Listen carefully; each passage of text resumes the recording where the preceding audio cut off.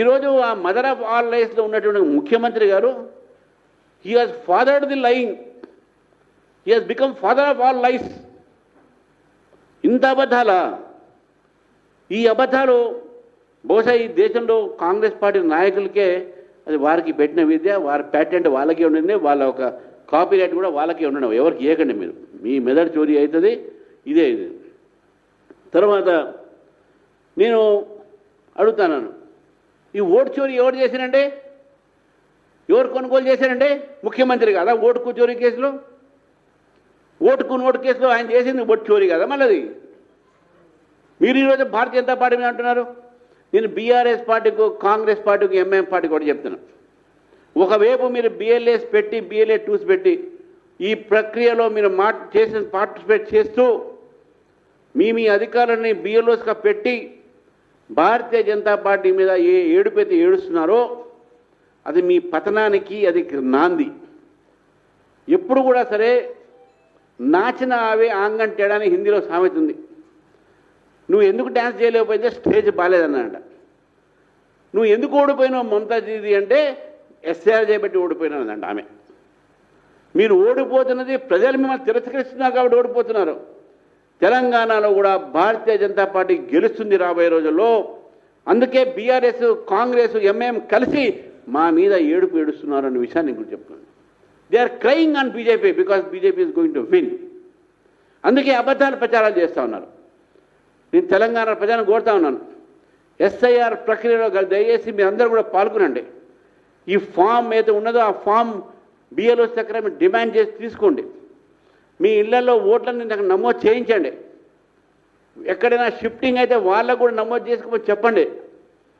2002లో ఉన్నటువంటి ఒక ఆధారం తీసుకున్నటువంటి ఒక ఓటర్ లిస్టు, 2025లో ఉన్నటువంటి ఒక రెసిడెన్సీ, ఈ రెండింటిని కూడా వాళ్ళు మ్యాపింగ్ చేసి మన ఓట్లు వస్తాయి. మరొకసారి మీ ద్వారా నేను తెలంగాణ ప్రజలు చెప్తున్నాను, ఈ ఎస్ఐఆర్ అనేది ఒక ప్రక్రియ.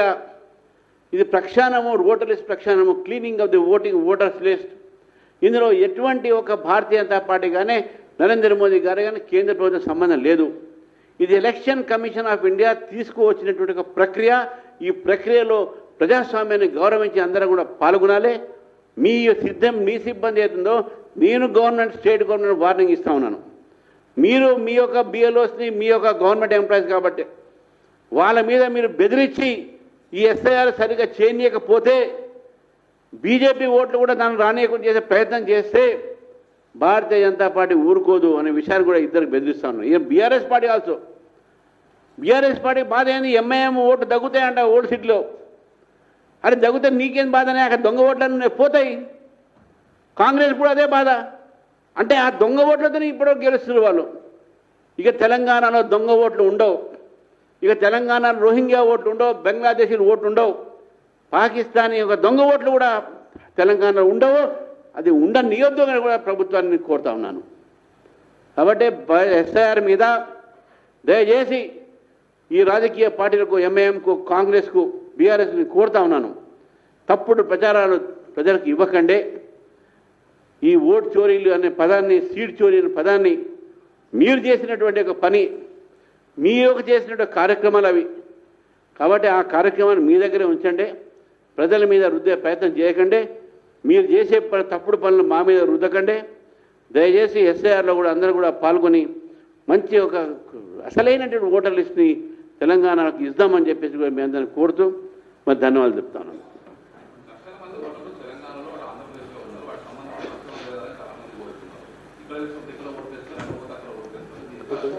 అదే పోతే నేను చెప్తున్నా కదా, డబుల్ ఓట్ రూల్ ప్రకారం ఇంతకుముందు చెప్పినిపించిన రూల్ ప్రకారం ఎక్కడే పెట్టుకోవాలి.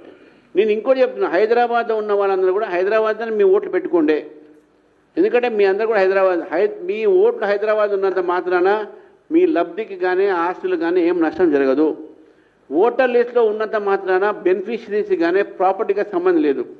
అవన్నీ కూడా ఆధార్ కార్డుతో లింక్ అయినవి. కాబట్టి చాలామందికి ఏంటంటే, మా ఊర్లోనే వేయించుకుంటే ఓటు నాకు ల్యాండ్ మిగులుతుంది, లేకుంటే మా ఫాదర్ మదర్కు వచ్చే పెన్షన్ వాళ్ళకు వస్తే అనుకుంటారు. తప్పది. Voter list is only for voting democratic ప్రాసెస్లో.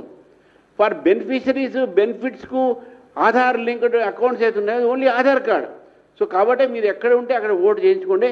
వాళ్ళు ఆంధ్ర వాళ్ళు కానివ్వండి, అటు మన ఎవరైనా కానివ్వండి, ఈ దేశ పౌరుడు అయితే మీరు ఎక్కడుంటే అక్కడ ఓటు వేయించుకుంటే ఉత్తమం అని చెప్పి, తర్వాత రెండో ఓటు డూప్లికేట్ ఓటు చేసుకుంటే మీకు నష్టం అవుతుంది. అది కూడా చెప్తున్నాను. అది లా ప్రకారము అది శిక్షార్హతలు.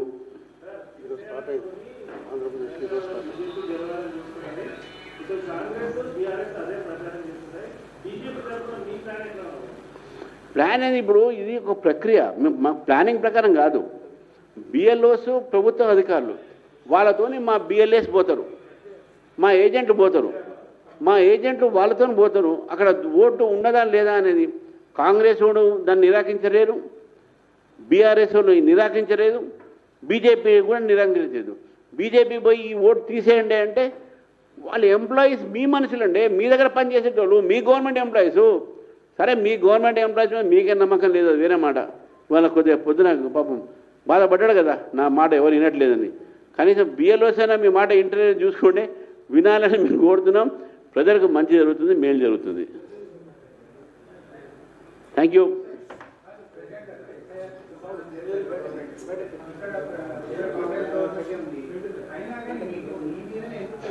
ఎందుకంటే రేపు ఓడిపోతారు, ఓడిపోయినందుకు ఏదో కారణం ఎతకాలి కదా. బీజేపీ ఓటు చోరీ చేసింది కాబట్టి ఓడిపోయిన చెప్పడానికి ఇవన్నీ కారణాలు.